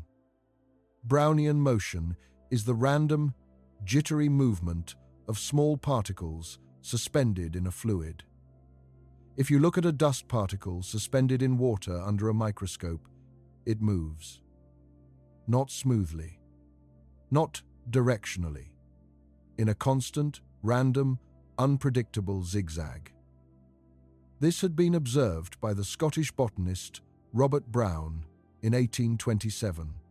He initially thought it might be a sign of life in the particles. It wasn't. Inorganic dust particles did it too. Nobody had a good explanation. Einstein showed that Brownian motion was exactly what you'd expect if water consisted of enormous numbers of discrete molecules constantly colliding with the suspended particle. Each collision gave the particle a tiny push in some random direction. The accumulated effect of billions of such collisions per second produced the observable jitter. And crucially, Einstein's theory made quantitative predictions. It predicted how far the particle would move on average in a given time. It predicted how that distance depended on temperature and on the size of the particles. The French physicist Jean Perrin measured all of these things and found that Einstein's predictions were correct to experimental precision. Mach had been wrong. Atoms were real. Discrete matter was real. The century-old debate between atomism and the continuum was settled definitively in favor of the discrete, and the lesson of that story is important for the Planck length. The existence of atoms was inferred long before atoms could be directly seen. The evidence was indirect. The argument was mathematical. The confirmation took over a century. And when it came not from seeing atoms, but from seeing the statistical effects of enormous numbers of them. The story of the Planck length may follow a similar arc. We cannot directly probe it. We may never directly probe it. But the indirect evidence, the patterns in the equations, the convergence of multiple independent frameworks, the experimental constraints from astronomical observations, may eventually build to the point where the conclusion is inescapable. The way the conclusion about atoms eventually became inescapable. Not certainty through direct observation. Certainty through the accumulation of mathematical and observational evidence, too consistent to be coincidental. There's a number that haunts modern physics more than almost any other. It's called the fine structure constant, and it's usually written as the Greek letter alpha. Its value is approximately 1 divided by 137. More precisely, 0.007297356. This number determines the strength of the electromagnetic interaction. It tells you how strongly electrons interact with photons. It's dimensionless, which means it has no units. It's a pure number. No kilograms, no meters, no seconds. Just a number, and nobody knows where it comes from. The fine structure constant appears everywhere in atomic physics. It determines the energy levels of electrons in atoms. It determines the rate at which atoms emit light. It determines the splitting of spectral lines when atoms are placed in magnetic fields. Without the precise value of the fine structure constant, chemistry as we know it would not exist. If alpha were significantly larger, the electromagnetic force between electrons in atoms would be stronger, atoms would be smaller, and the chemistry of carbon, which underlies all known life, would work very differently. If alpha were significantly smaller, electrons would be more weakly bound, and atoms would be more diffuse. The specific value, 1/137, appears to be exactly right for the kind of chemistry that produces complex molecules, cells, and ultimately, observers who wonder about physics. Richard Feynman, one of the great physicists of the 20th century, called the fine structure constant a magic number that comes to us with no understanding. He said that all good theoretical physicists put this number up on their wall and worry about it. The number 137 is not special in mathematics. It's a prime number, but being prime has no obvious physical significance. It's not pi. It's not the golden ratio. It's not obviously derived from any mathematical structure we know of. It simply is what it is. And we don't know why. The Planck length connects to this puzzle in a deep way. The Planck length is built from 3 constants, but the fine structure constant is not among them. The fine structure constant involves the charge of the electron, the speed of light, and Planck's constant. Planck's constant appears in the Planck length. The speed of light appears in the Planck length. But the electron charge does not, which means the Planck length and the fine structure constant are built from overlapping but not identical ingredients. They describe different aspects of nature's fundamental structure. And this raises a question that has no answer yet. Why do these particular constants have these particular values? Why is Planck's constant 6.62 6 times 10 to the power of negative 34 joules seconds? Why is G 6.67 times 10 to the power of negative 11?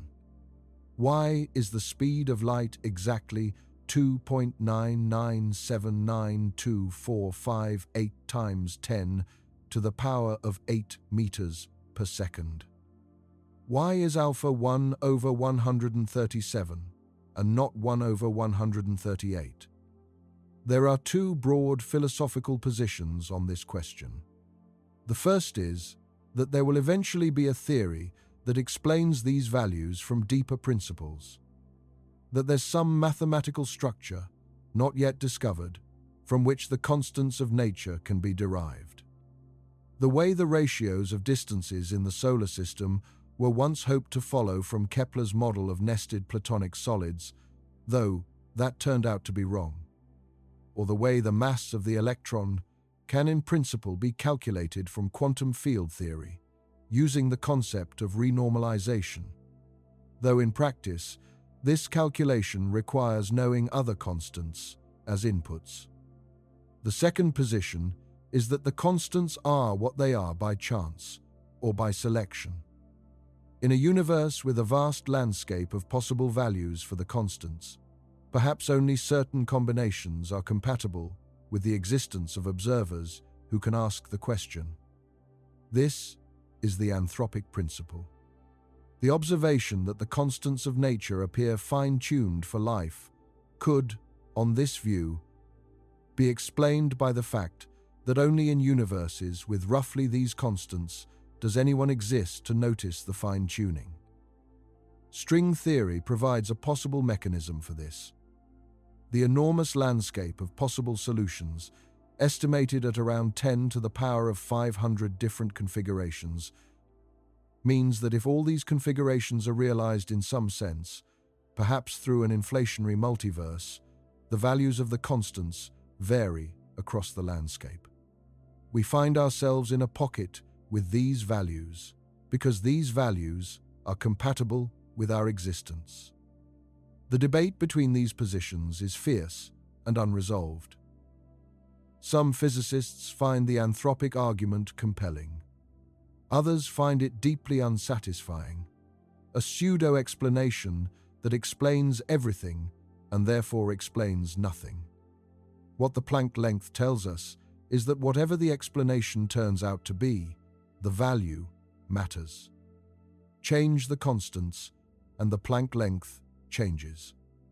A different Planck's constant, a different gravitational constant, a different speed of light, and you get a different minimum scale for space-time. Possibly a minimum scale so large that atoms couldn't exist above it. Possibly a minimum scale so small that the theory of quantum gravity would look completely different. The Planck length is one of the signatures of the specific set of constants that our universe has chosen or been dealt, or had forced upon it by some deeper mathematical necessity we haven't yet found. It's one of the numbers that tells you what kind of universe you're in, and it's pointing us insistently toward the deeper physics that underlies it. There's one more piece of the Planck story that deserves attention, and it involves black holes. Not the supermassive black holes at the centers of galaxies, billions of times the mass of the Sun. Not even stellar mass black holes, the remnants of collapsed stars. But hypothetical objects at the other end of the scale. Black holes with mass close to the Planck mass. The Planck mass is what you get when you combine h bar, g, and c in the appropriate way. It works out to approximately 2.17 times 10 to the power of negative 8 kilograms. That's about 22 micrograms, the mass of a small grain of sand, or a few hundred cells of your body. A black hole with a mass close to the Planck mass would have a Schwarzschild radius close to the Planck length. It would be the smallest possible black hole, and it would be subject to something that Stephen Hawking discovered in 1974: Hawking radiation. Before Hawking's result, it was assumed that black holes could only grow. Matter falls in. Nothing comes out. The mass of a black hole increases monotonically. Hawking showed that this was wrong.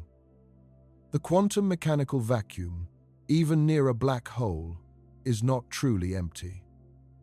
Quantum fluctuations produce pairs of virtual particles, a particle and its antiparticle, on timescales so short that the uncertainty principle permits it. Near the event horizon of a black hole, something strange can happen. One of the virtual particles falls into the black hole. The other escapes. The escaping particle carries energy, and that energy has to come from somewhere. It comes from the black hole itself.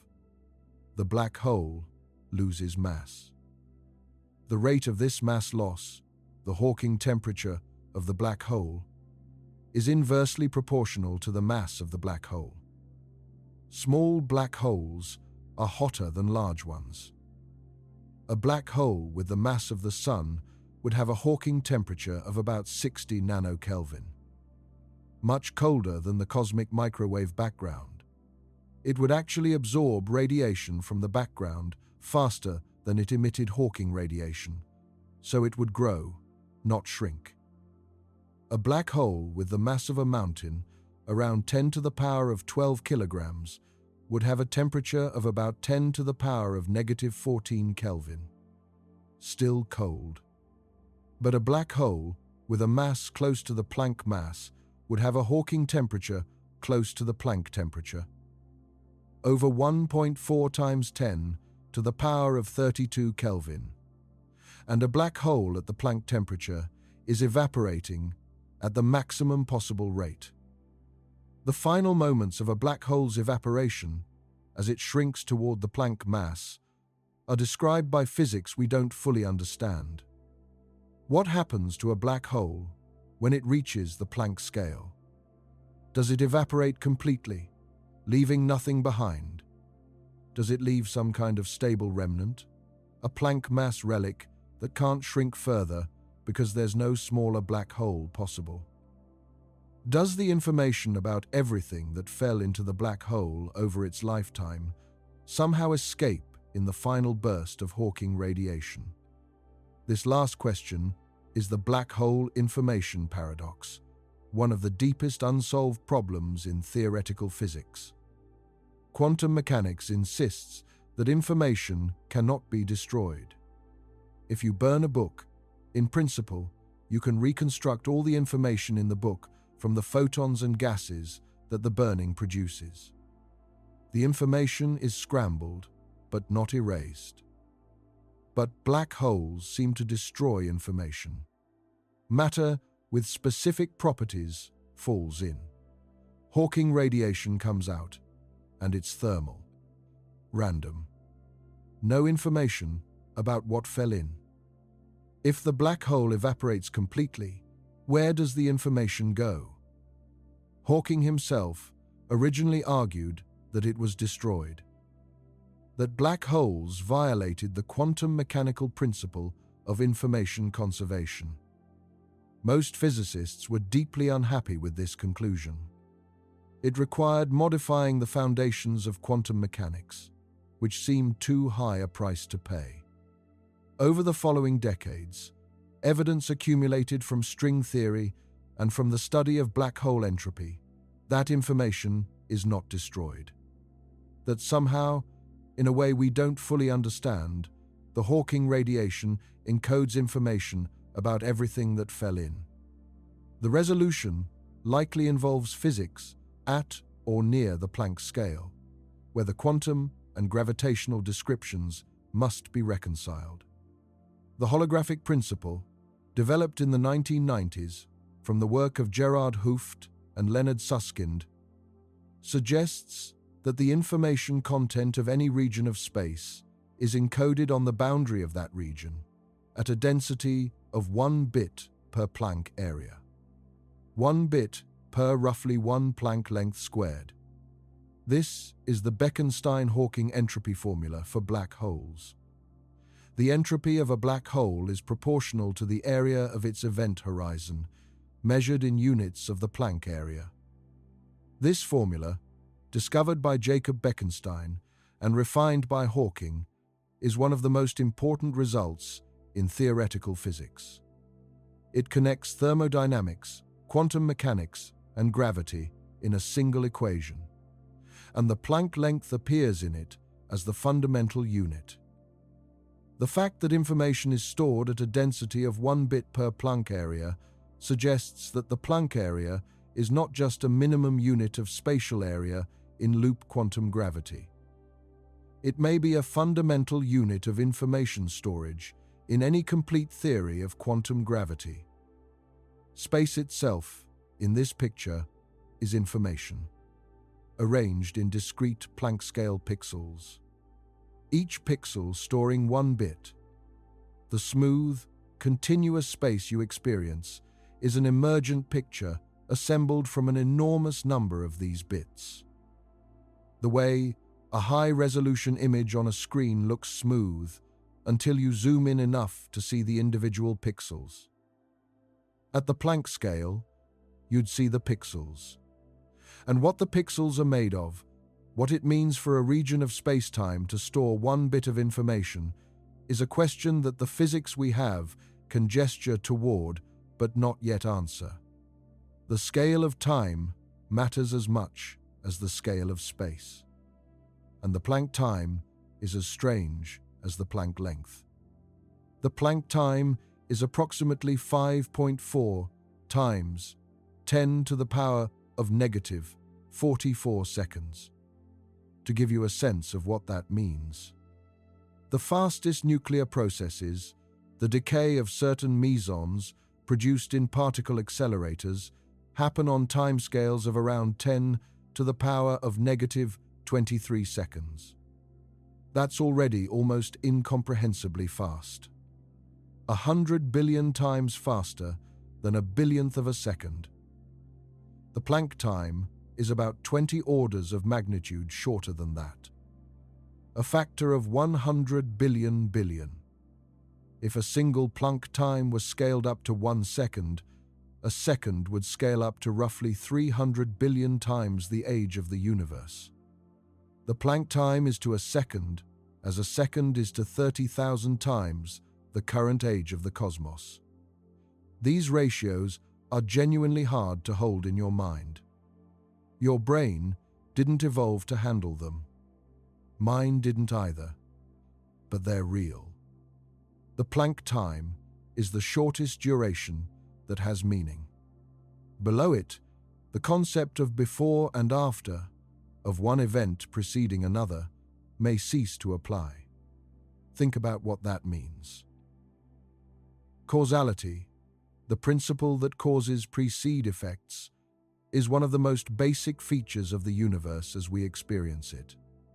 Your coffee cools because of interactions that happen in a sequence. The hot water loses heat to the cooler air around it.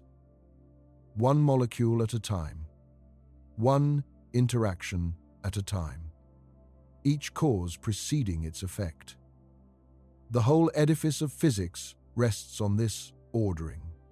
Differential equations, the language of classical physics, describe how a system changes from one instant to the next. The next instant comes after the current one. Causes propagate forward in time. Effects don't precede causes.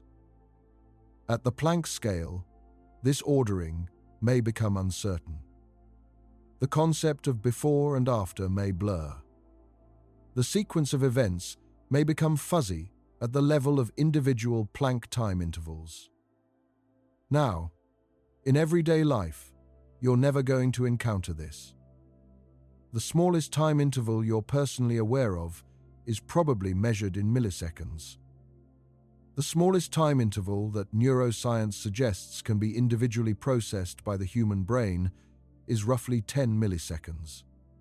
The Planck time is 32 orders of magnitude shorter than that. A trillion, trillion, trillion times smaller. You will never experience the blurring of causality at the Planck time. But it matters for how the universe works at its most fundamental level. It matters for what happened in the first moments after the Big Bang. It matters for whether our intuitions about cause and effect apply to the underlying structure of reality, or whether they're emergent properties of the large-scale average.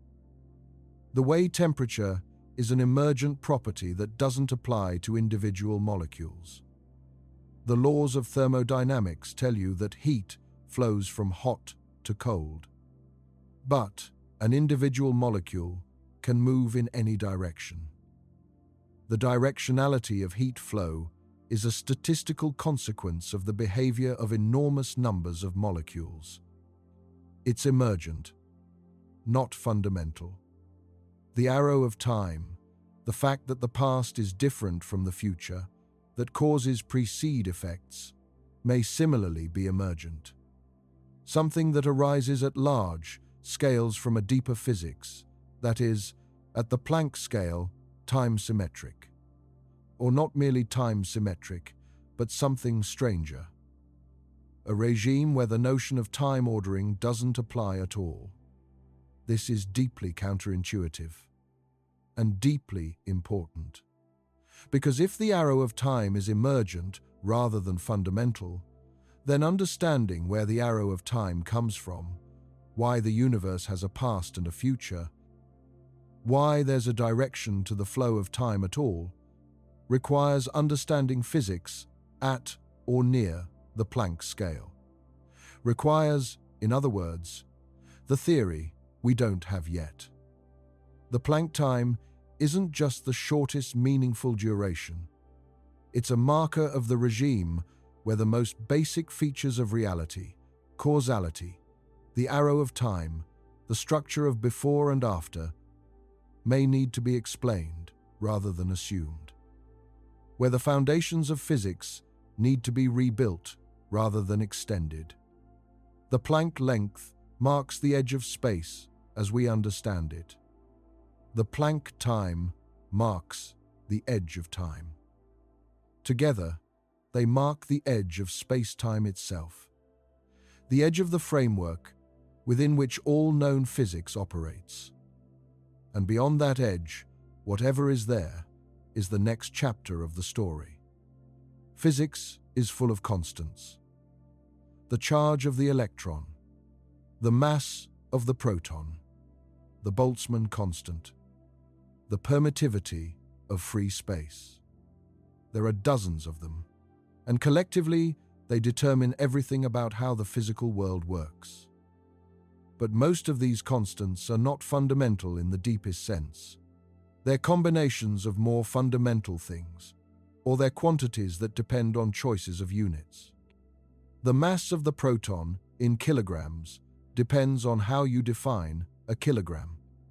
In a different unit system, it would be a different number. The true constants of nature, the ones that are independent of any choice of units, are dimensionless numbers. Numbers with no units at all. Pure ratios. The fine structure constant, 1/137, is one of these. So is the ratio of the mass of the proton to the mass of the electron, which is approximately 1,836. So is the ratio of the strengths of the four fundamental forces at any given energy. These dimensionless constants are the most fundamental numbers in physics. Change them, and you change the universe in ways that cannot be disguised by a change of units. Now, the Planck length itself is not dimensionless. It has units of length. But the interesting quantity is the ratio of the Planck length to the size of things we can observe. The ratio of the Planck length to the diameter of a proton is approximately 1 divided by 10 to the power of 20. That's a dimensionless number, a pure ratio. And it reflects the ratio of the strengths of gravity to the strong nuclear force at the scale of a proton. Gravity is extraordinarily weak compared to the other forces. The gravitational force between two protons is about 10 to the power of 36 times weaker than the electromagnetic force between them. This enormous ratio of force strengths is one of the most puzzling features of the Standard Model. It's called the hierarchy problem. Why is gravity so much weaker than the other forces? The Planck length, being so much smaller than the proton, is another way of stating the same puzzle. If gravity were stronger, the Planck length would be larger. If the Planck length were comparable in size to the proton, the universe would look completely different. Protons would be collapsing into black holes. Stars wouldn't form the way they do. The specific weakness of gravity, the specific smallness of the Planck length relative to atomic scales, is one of the things that makes the universe work the way it does. Several theoretical proposals have attempted to explain the hierarchy problem. Supersymmetry, which posits a symmetry between matter particles and force particles, was one of the leading candidates for decades. If supersymmetry exists, it would stabilize the hierarchy by providing cancellations between contributions to certain quantum corrections. But the Large Hadron Collider has searched for supersymmetric particles and has not found them in the mass ranges that the most natural versions of supersymmetry predicted. The parameter space for simple supersymmetry is increasingly constrained. Other proposals include extra dimensions of space, large or small, that would change how gravity behaves at small scales. If there are extra dimensions, the effective Planck length in four-dimensional spacetime could be much larger than the true Planck length in higher dimensions. This is the Randall-Sundrum scenario and related models. They predict that gravity could become strong at much larger scales than the conventional Planck length, perhaps even at the energy scales accessible to the Large Hadron Collider. The LHC looked for signatures of extra dimensions and found none. But the constraints have narrowed the possibilities rather than eliminated them. The hierarchy problem remains open. The puzzle of why the Planck length is so much smaller than the scales of ordinary matter remains unsolved. It's another entry on the long list of deep questions that the Planck scale sits at the heart of. Why are the constants what they are? Why is gravity so weak? Why is the Planck length so small?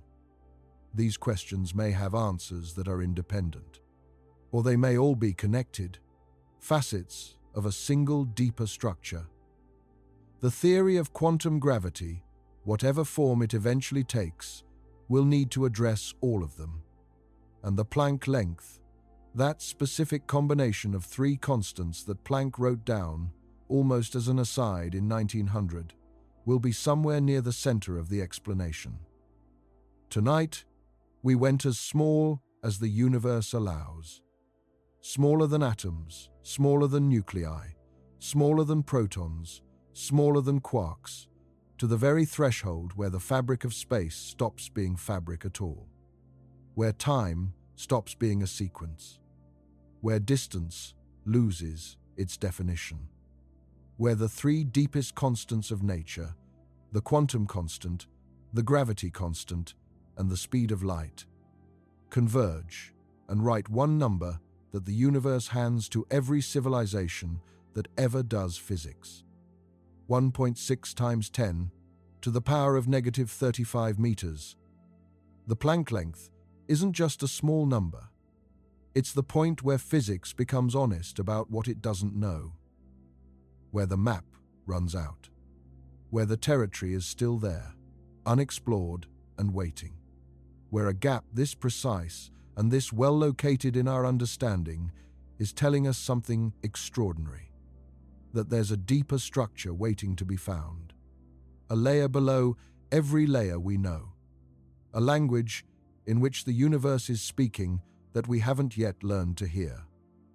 In the history of physics, every time we've reached a boundary like this, we've eventually found a way through. And every time we did, what lay beyond was stranger and more wonderful than anything we'd imagined. There's no reason to believe this time will be different. The Planck length is not the end of the road. It's the sign that the road continues in a direction we haven't learned to walk yet. If you found tonight's journey worthwhile, a like or subscribe helps us keep making these. And when you go outside tonight and feel the ground beneath your feet, think about what's underneath.